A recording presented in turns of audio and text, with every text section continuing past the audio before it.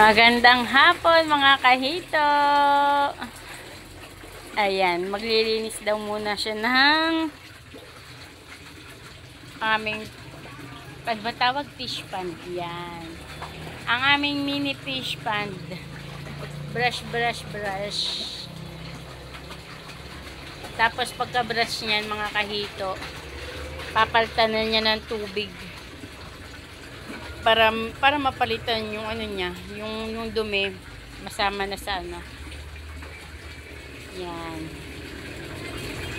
Bukas na yung drainage niyan habang nag-aano.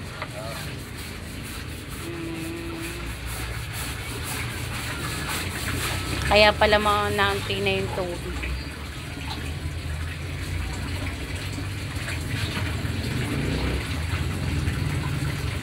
Ayan.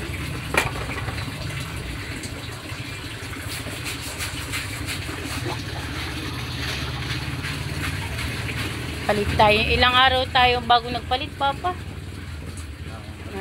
Oo, naglinis. Parang mga 1 linggo, no? Aba. Inabot ng 1 linggo ang pagbabrush mo. Pero lagi namang palit.